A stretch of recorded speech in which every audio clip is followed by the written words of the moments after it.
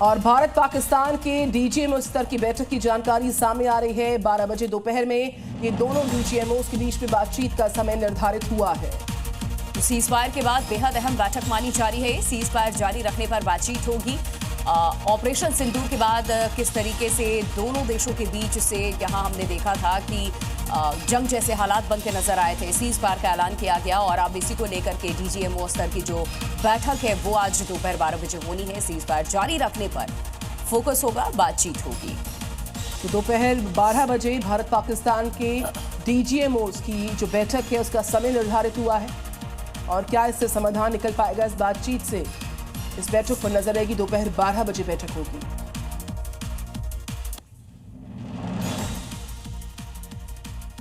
नमस्ते जी में आगे बढ़ते हैं और बात सुबह सवेरे की खबरों की करते हैं। कल तीनों सेनाओं ने एक साथ प्रेस कॉन्फ्रेंस की जिसमें सेना ने पाकिस्तान को हुए नुकसान की लिस्ट सामने रखी। बिल्कुल, भारतीय सेना ने बताया कि पाकिस्तान में 9 आतंकी ठिकाने तबाह हुए। 4 दिन तक आसमान में गरजने वाली राफेल स्कैल्प मिसाइलें, धरती पर थर्राने वाले M777 होवित्जर और कामोकाज ड्रोन, ये ऑपरेशन सिंदूर में इस्तेमाल वो हथियार हैं जिन्होंने मिलकर पाकिस्तान में तबाही मचाई। पाकिस्तान पर सबसे पहला वार 7 मई को हुआ।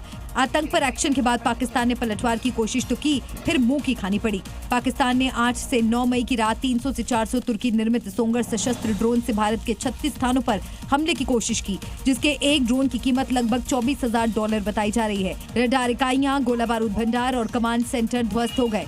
पाकिस्तान की वायु रक्षा प्रणाली लगभग स्थिर हो गई। जब चारों खाने पाकिस्तान चित हो गया तब उसने सीज फायर की गुहार लगाई। तो डीजीएमओ ने बताया कि पाकिस्तान किस तरह से खौफ के साए में था और सीज फायर की गुहार लगा रहा था। पर्दे के पीछे की कूटनीतिक शतरंज में किसने कैसे दाव चले, सीज फायर की इनसाइड स्टोरी को आइए आपको समझाते हैं रिपोर्ट के जरिए।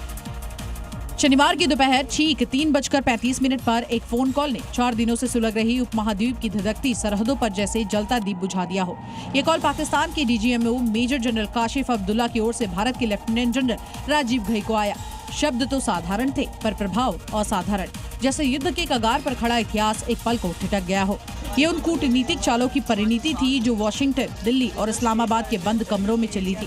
भारत का जो लक्ष्य था आतंक पर प्रहार, वो पूरा हुआ और देश युद्ध में जाने से भी बच गया। यही तो कूटनीति है, दुनिया कुछ भी कहे। हिंद के वायु प्रहारों ने रावलपिंडी के सैन्य गलियारों तक अपनी धमक पहुंचाई तो IMF और अमेरिका को भी मजबूरन मध्यस्थता के लिए आना पड़ा। देश की सीमाओं पर बंदूकें खामोश अब हो चुकी हैं। सीमा पार से ड्रोन और मिसाइल अटैक करीब करीब रुक चुके हैं। सरकार ने शांति का पैगाम दिया, लेकिन विपक्षी पार्टियां युद्ध विराम पर घमासान छेड़े हुए हैं। हिंदुस्तान पाकिस्तान में सीज फायर का ऐलान होता ही है और जंग सियासत में किस तरीके से छिड़ चुकी है आइए आपको दिखाते हैं। एक तरफ सरकार इसे मानवीय कदम बता रही है तो दूसरी तरफ विपक्ष इसे राष्ट्रहित के खिलाफ बता रहा है और चुनावी मौसम में सीज फायर बहस का नया मुद्दा बन चुका है। लेकिन रक्षा मंत्री राजनाथ सिंह ने क्लियर कर दिया, सीज फायर के बावजूद आतंकवाद के खिलाफ भारत चुप बैठने वाला नहीं है। आतंकवादियों और उनके आकाओं के लिए सरहद पार की जमीन भी सुरक्षित नहीं रहेगी।